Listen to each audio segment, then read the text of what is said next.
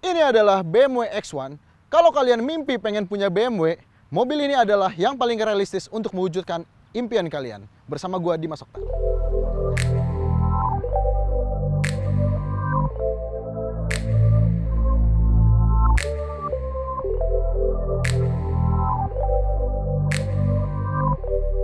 Kenapa gue bisa bilang begitu? Karena si BMW X1 ini adalah BMW paling murah di Indonesia. Dan bersama seri 3, dia menjadi tulang punggung keluarga BMW Group Indonesia dalam sisi penjualan. Secara harga, BMW X1 ini dijual seharga 669 juta off the road. Kalau on the road Jakartanya itu sekitar 760 juta. Dan ini bukanlah facelift dari BMW X1 yang sebelumnya.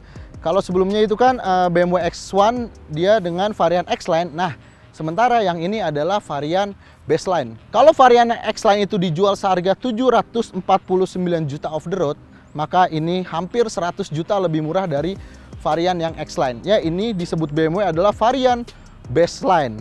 Ya, varian yang paling dasar. Kita lihat dulu perbedaannya dari yang X-Line. Di depan langsung kelihatan kalau yang X-Line grillnya itu dia warna-warna satin silver gitu. Kalau ini tuh warnanya, frame-nya itu dia chrome dan di tengahnya kidney grillnya dia berwarna hitam gloss. Dan kalau BMW yang baru, kalau dulu itu dia batas dari kidney grillnya itu sewarna body, kalau sekarang itu ditandain sama chrome, jadi lebih menyatu. Dan di fog lampnya, kalau yang varian X-Line dia ada garnish satin silvernya di sini, kalau ini cuma hitam polos aja. Dan ini lampunya keren sekali.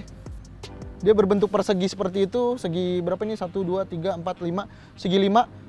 Dia juga pakai proyektor LED dua-duanya, maupun low beam atau high beamnya. Dan di sini ada detail BMW LED. Memang belum se-fancy BMW laser light, tapi ini udah lebih dari cukup untuk mobil yang harganya 670 jutaan. Selain itu, lampu sennya juga dia pakai yang model alis kayak gini. Bikin kelihatan mobil ini lebih manis. Sebenarnya ini SUV ya, tapi kenapa kelihatan lebih manis ya? Tapi lebih enak dilihatnya. Dan sebenarnya grillnya juga ini nambah besar dari yang sebelum facelift. Tapi besarnya itu masih proporsional, nggak kegedean kayak BMW yang sekarang. Karena ini adalah sebuah BMW, maka nggak afdol kalau kita nggak ngomongin mesinnya. Mesin yang digunakan BMW X1 ini adalah mesin yang sama dengan yang digunakan oleh Mini Cooper tanpa S.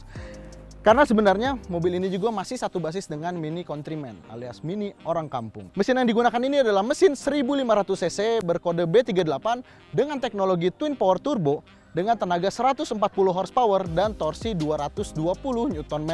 Walaupun ini mesin 3 silinder, namun tenaga yang dihasilkan dari mobil ini tidak bisa dibilang pelan, namun kalau ngomongin kencang juga nggak terlalu. Sekarang kita lihat ke sampingnya. Kemudian kalau dari samping, yang jadi pembeda dari BMW X1 yang X-Line, velgnya, kalau yang X-Line itu dia menggunakan velg dual tone. Nah, kalau yang ini single tone biasa, warna mirip-mirip seperti gunmetal sebenarnya, dengan ban Bridgestone Turanza RFT R18 ukurannya 225/50. Nah, kemudian ke samping lagi, di spion ini, kalau yang di sisi driver, dia itu punya lampu proyeksi. Kalau misalnya kita malam-malam datang ke mobil, dia akan ada welcoming light-nya dengan logo X1 yang ada tanda panahnya, tapi itu cuma di driver doang. Nah, kemudian dia juga udah menggunakan passive keyless entry. Kuncinya ini modelnya kayak gini ya, model yang pisau gini, belum BMW yang canggih pakai layar itu. Nah, gue juga mau ngomongin kuncinya. Kalau misalnya kita tekan tombol unlock ini sekitar 4 detik, dia akan membuka semua jendela yang ada di mobil. 1, 2, 3, 4. Tekan terus sampai semuanya kebuka. Nah, kalau mau nutup lagi, dia tinggal tekan tombol lock. Sekitar 1, 2, 3. Sekitar 3 detik, dia langsung ketutup semua. Cuma emang ini belum ada remote engine start. Dan di sini juga kita bisa buka bagasi dari tombol yang ada di remote ini. Kemudian desainnya, kalau dari samping dia menggunakan list satin silver di seluruh jendelanya.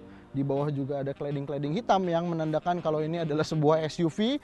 Kalau secara dimensi, mobil ini sebenarnya nggak terlalu gede karena dia punya panjang sekitar 4,4 meter dengan lebar sekitar 1,8 meter dan wheelbase-nya itu sekitar 2,6 meter. Jadi sebenarnya bentuknya nggak jauh-jauh banget sama crossover Jepang lah ya dimensinya. Dan tadi gua hampir lupa ngomong, di bagian depan dia itu punya air vent yang itu asli untuk mengurangi koefisien drag dan dia tembus ke sini. Mungkin sekalian juga untuk ngedinginin rem. Ya, lubang asli ya, bukan palsu. sekarang kita ke bagian belakangnya. Sekarang kalau kita lihat ke belakangnya, sebenarnya dia nggak beda jauh sama yang varian X-Line. Kalau yang varian X-Line itu dia ada underguard di sini yang warna silver. Kalau di sini dia itu polos warna gunmetal ya. Mungkin kalau misalnya warna mobilnya lain, warnanya juga ngikutin sewarna body. Tapi ini kelihatan jadi lebih manis malah ya. Lebih manis loh ya. SUV lebih manis tapi lebih enak dilihatnya. Dan di sini ada emblem S-Drive yang menandakan bahwa mobil ini adalah front wheel drive. Karena BMW itu kalau S-Drive pasti front wheel drive. Sebenarnya BMW X1 ini punya nama yang cukup panjang. Nama lengkapnya ya, BMW X1 S-Drive 18i Baseline. Ya panjang juga ya namanya ya. Dan dia masih menggunakan lampu yang cukup melebar, jadi seolah-olah mobil ini tuh kelihatan lebar, padahal sebenarnya nggak lebar-lebar amat. Ketika kalian membeli sebuah BMW, maka kalian akan berekspektasi bisa membuka bagasi tanpa menyentuh tangan. Mobil ini juga bisa menggunakan kick sensor, jadi tidak di downgrade. Walaupun ini BMW paling murah, dia tetap bisa dibuka pakai kick sensor, dan belakangnya juga udah electric tailgate, dan ditutupnya juga bisa menggunakan sensor kaki yang tadi tinggal tendang aja, dia langsung nutup. Tapi kita buka lagi karena kita mau ngas bagasinya. Buka lagi dong, buka lagi. Nah ini dia bagasinya. Sebenarnya bagasinya cukup luas, cuma kalau kita bandingin sama Audi Q3 ataupun GLA, dia masih kurang luas sih sebenarnya ya. Walaupun ini sebenarnya udah cukup, karena dia di bawah juga punya kompartemen yang bisa dibuka secara melipat kayak gini. Dapat lagi untuk menyimpan barang-barang rahasia. Kemudian dia di sini juga punya soket 12 volt untuk mengecas handphone rahasia. Dan di sini dia punya kompartemen yang sangat dalam. Ini dalamnya macam sumur ya, dalam banget. Dan kalau misalnya kapasitas ini masih kurang, penutup bagasi ini bisa kita lepas, dan dilepasnya nggak perlu semuanya. Itu bisa ngelepas dibagi dua. Nah ini kita bisa lepas, taruh sini dulu. Yang ini dia masih bisa dipertahankan, waduh dipertahankan, tapi bisa dilepas juga secara sendiri. Nah kalau ini masih kurang luas juga, kita bisa ngelipat lagi jok bagian belakang dengan konfigurasi 40-20-40. Cuma ngelipatnya agak repot karena kita nggak dikasih tuas untuk ngelipat secara otomatis dari belakang. Jadi kita harus dari samping. Repot banget ngelipatnya. Ya itu tadi cukup makan waktu yang lama. Dan ini bisa rata lantai, walaupun nggak rata-rata banget sih ya, karena di tengahnya ada lubang. Cuma kalau buat naruh barang yang panjang sih ini udah lebih dari cukup. Dan untuk balikinnya harus dari belakang lagi. Jadi sekarang kita langsung lihat tes duduk di jok belakangnya dulu sebelum kita ke bagian driver. Nah, sekarang gimana pengalaman duduk di belakangnya? Yang pertama adalah tinggi gua kurang sedikit dari 177 cm, tinggi gua 175 cm, dan ini posisi mengemudi gua ini masih punya legroom yang sangat luas, lihat. Bahkan kaki juga masih bisa masuk ke dalam. Dan headroom sangat aman karena ini tidak ada sunroof seperti yang ada di X-Line. Cuma memang perasaan memiliki headroom yang lega itu hilang karena tidak adanya sunroof ini. Namun lihat, headroom saya masih sangat luas. Dan bagaimana supportnya, dia sebenarnya cukup menyangga paha dengan baik, cuma memang tidak terlalu baik lah ya. Masih agak ngegantung sedikit, cuma ini udah cukupan. Dan di sini dia ada armrest yang memiliki dua buah cup holder. Di sini juga dia ada jaring penyimpanan, kemudian ada kisi AC di belakang, dan ada slot USB-C 2 buah. Jadi penumpang di baris belakang ini tidak akan kehabisan baterai. Dan juga dia memiliki cup holder yang sangat besar di bagian pintu. Jadi penumpang belakang juga tidak akan kehausan. Dan di sini juga dia memiliki lampu baca yang sudah LED, namun LED-nya memang warna kuning, dan di sini juga dia sudah dilengkapi dengan ISOFIX. Kemudian bagaimana duduk di bagian tengahnya? Ini sebenarnya agak susah untuk ke bagian tengahnya karena dia konsol tengahnya tuh agak mundur ke belakang, dan kursi tengah ini memang lebih keras daripada yang samping. Cuma kaki kita harus ke kanan dan kiri ya, harus memakan lahan milik warga sebelah karena ini tunnelingnya cukup besar. Tapi di sini masih nyaman karena masih ada headrest juga di tengah. Jadi kalau misalnya terjadi hal yang aneh-aneh, insya Allah tidak akan lewat. Well, overall seperti itu duduk di bagian belakang ini.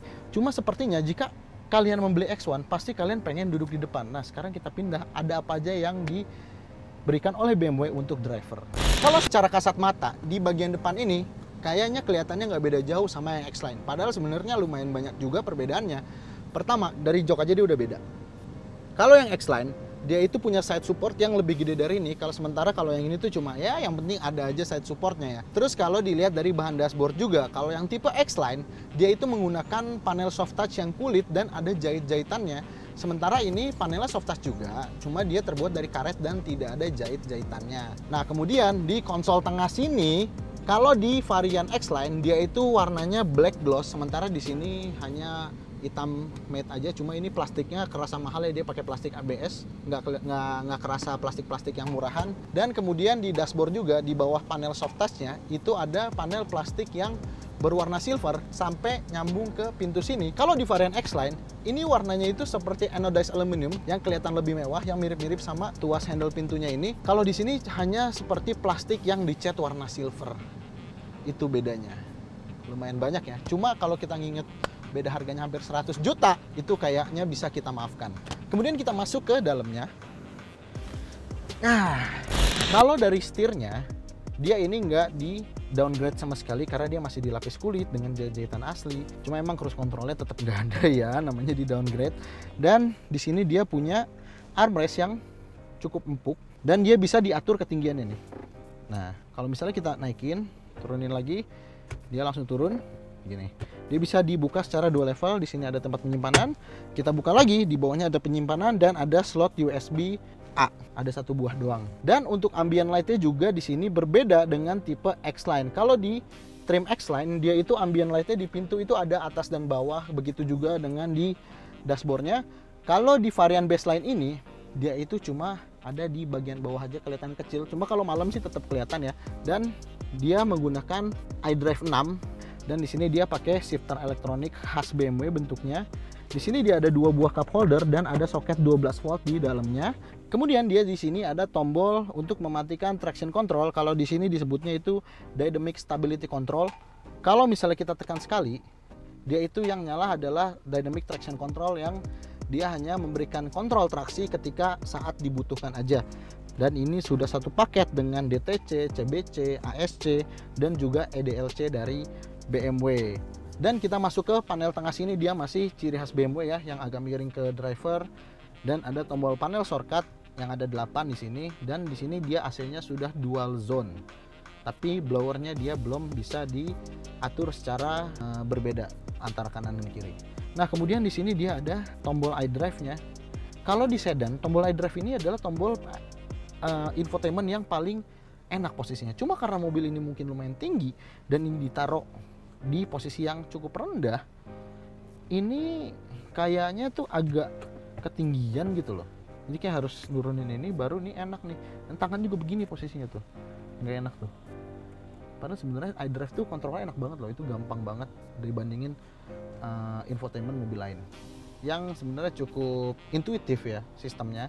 Dia bisa connect ke Bluetooth dan juga dia bisa menggunakan Apple CarPlay yang wireless. Cuma karena di sini tidak ada yang pakai iPhone, ya kita nggak bisa mengkoneksikannya sekarang ya. Kalau mau menggunakan Apple CarPlay yang wireless, tinggal connect ke Bluetooth aja, nanti dia langsung muncul tampilan Apple CarPlay-nya. Di sini dia bisa connect ke Bluetooth, dia bisa mengatur kendaraan, dia bisa mengatur lampu, penerangan interior, penerangan luar. Penerangan interior itu adalah ambient light-nya, dia bisa diganti-ganti warnanya, bisa ada jingga, merah tua, putih, hijau, biru, ungu, lengkap warnanya sesuai dengan mood kalian. Dan lampu juga dia bisa disetting untuk misalnya triple turn signalnya, terus DRL-nya, dan welcoming light-nya itu bisa diatur on off-nya dan berapa lamanya. Kemudian pintu juga bisa diatur, central lock-nya, terus electric tailgate-nya mau dibuka seberapa besar juga itu bisa diatur. Terus juga ada peringatan kecepatan, terus juga dia ada yang BMW sebut itu PDC alias auto parkingnya BMW. Dan di sini juga ada konfigurasi untuk Eco Pro. Dan unit juga dia bisa diganti-ganti ya, dari kilometer per liter sampai yang liter per 100 km.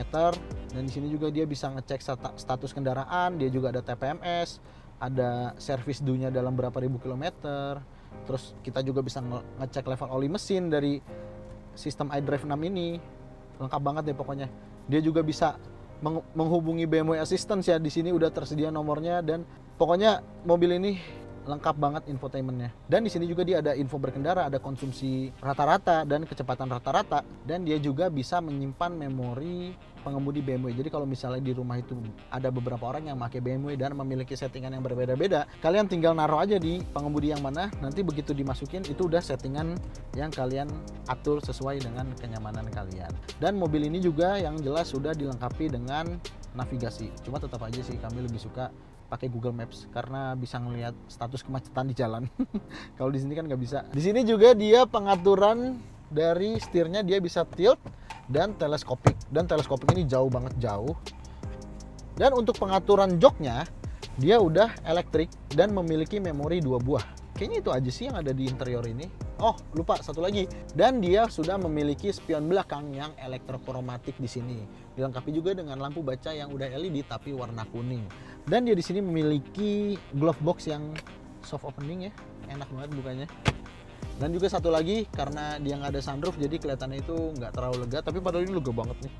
Kayak rumah ini lega banget. Ya, segitu aja mungkin ya yang ada di cockpit dari BMW X1 ini. Sekarang kita akan coba bagaimana impresi berkendaranya. Oke, sekarang gua udah berkendara bareng si BMW X1 ini. Yang jelas, meskipun ini BMW X1 baseline, dia kalau secara mesin itu nggak ada yang di downgrade dibandingkan dengan yang X-Line. Nah, dari yang paling dasar dulu, dari mode berkendara, di sini dia ada mode berkendaranya itu ada 3. Dia ada Eco Pro, ada Comfort, dan juga ada Sport yang paling buas. Nah, kalau di dalam mode Eco Pro itu, dia memiliki sistem yang namanya idling start stop ya, mirip-mirip sama motor matic zaman sekarang. Jadi begitu kita gas, misalnya berhenti di lampu merah, dia mesinnya itu akan mati di RPM 0. Nanti begitu kita gas, itu dia akan nyala lagi secara otomatis mesinnya. Jadi bisa menghemat bahan bakar. Nah, kemudian kalau di mode Comfort, dia ya mirip-mirip sama Eco Pro, dia ada di tengah-tengahnya ya lah. Cuma kalau misalnya di mode Comfort, dia itu mesinnya mati, tapi dia AC-nya tuh nggak jadi yang paling kecil. Kalau di Eco Pro dia jadi yang paling kecil AC-nya. Nah, sementara kalau di mode yang paling liarnya yaitu mode Sport, dia kalau berhenti mesinnya itu nggak mati sama sekali. Jadi dia tetap nyala, AC-nya juga tetap nyala sesuai dengan yang udah kita atur. Tapi yang gue sesali adalah mobil ini memiliki harga 669 juta rupiah off the road. Memang harga segitu adalah harga yang lebih murah dibandingkan dengan pesaingnya, misalnya saja Mercedes GLA yang lebih mahal 100 juta, dan bahkan X1 yang sebelum facelift ini juga harganya itu lebih mahal karena mobil ini dirakit secara CKD di pabrik BMW ya di Indonesia. Dia memiliki ban RFT yang harusnya ban RFT itu memiliki karakter yang keras. Namun surprisingly mobil ini itu memiliki karakter suspensi yang memang tidak bisa dibilang yang empuk-empuk banget. Cuma kalau apalagi dibandingin dengan Kona kemarin ya, ini jauh lebih empuk, jauh lebih nyaman. Dan juga ini memiliki pengendalian yang stabil. Nih, gua zigzag ya. Tuh, body roll masih kerasa. Cuma dia emang minim banget body rollnya. Ya, suspensi empuk dengan body roll yang seimbang. Ya, itu adalah dua kata yang berlawanan ya, empuk dan seimbang. Lalu kemudian bagaimana dengan performa mesinnya? Well, mobil ini memiliki mesin 1500 cc 3 silinder, mesin yang sama yang digunakan oleh Mini. Namun secara tenaga dia tidak bisa dibilang pelan, tapi kenceng-kenceng banget juga enggak. Kalau untuk harian sih masih oke lah ya, masih enak banget. Ya setara sama mobil-mobil dengan tenaga. Kalau untuk harian sih masih enak banget tenaganya. Ya setara sama mobil-mobil yang punya mesin 2000 cc lah ya. Karena ini kan 1500 cc turbo 3 silinder. Namun 3 silindernya jangan disamain sama yang goyang-goyang ya. Ini 3 silindernya juga tenang ya, mirip-mirip sama 4 silinder karena pakai turbo. Terus kita ngomongin lagi gimana kekedapan kabin dari mobil ini. Ini untuk mobil Eropa, kalau misalnya di jalan biasa dia emang nggak kedengeran suara-suara motor, kecuali motor knalpot brong ya, itu masih kedengeran. Kalau suara-suara dari samping, suara udara ketika kecepatan di bawah 100 km per jam, dia itu cukup tenang. Namun ketika di tol di bawah lari sekitar 120-130, itu suara angin mulai masuk. Terus suara ban juga ada kerasa sedikit, mungkin karena efek dari ban RFT-nya juga. Namun masih di level yang ini sekarang kita di speed bump. Tuh, empuk banget ini suspensinya. Nah, sekarang kita ada di mode Eco Pro dan gua akan nyoba akselerasinya gimana. kerasa banget ya lemotnya ya. Begitu dia diinjak itu dia nggak langsung naik, dia lemot banget naiknya. Begitu udah dalam sekitar berapa detik dia baru engage powernya. Udah 100. Oke, itu tadi eco mode. Ya memang mode eco mode itu kan untuk hemat-hematan ya, wajar lah kalau misalnya kayak gitu.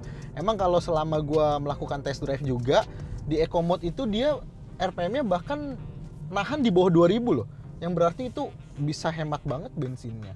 Oke, sekarang gua mau nyoba di mode yang paling buas, yaitu mode sport.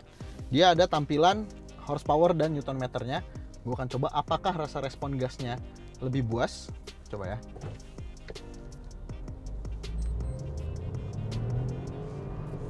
Masih kerasa turbo lag-nya. Ini sekarang ada di 80, 100. Oke. Ketika di mode sport, turbo lag-nya itu masih kerasa. Cuma begitu dia udah naik ke RPM 2000 ke atas, turbonya spooling, dia baru naik tenaganya yang lumayan, ya nggak buas-buas amat sih ya. 1500 cc 3 silinder.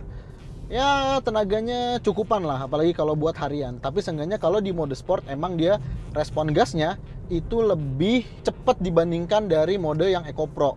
Well, karena tadi gue bilang mobil ini tenaganya cukupan, BMW sih mengklaim 0 ke 100 km per jam mobil ini tuntas dalam waktu 9,7 detik. Itu angka yang nggak bisa dibilang pelan ya. Namun mungkin pengetesan itu kan dilakukan di aspal yang bagus, mobil juga dalam kondisi prima, bannya juga bagus. Ya mungkin kalau misalnya di aspal Indonesia dengan keadaan mobil yang udah misalnya jalan berapa ribu kilometer, mungkin bisa lebih lambat dari itu. Gitu. Itu kan hanya klaim pabrikan aja. Tapi paling hasilnya nggak beda-beda jauh dari itu. Well, gimana impresi berkendaranya dengan mobil ini? Selama gua melakukan pengetesan, gue sangat bahagia dengan mobil ini. Kalau misalnya kalian adalah seseorang yang pengen banget punya BMW, cuma selama ini mungkin tidak affordable, mobil ini bisa jadi pilihan kalian untuk menjadi BMW pertama kalian.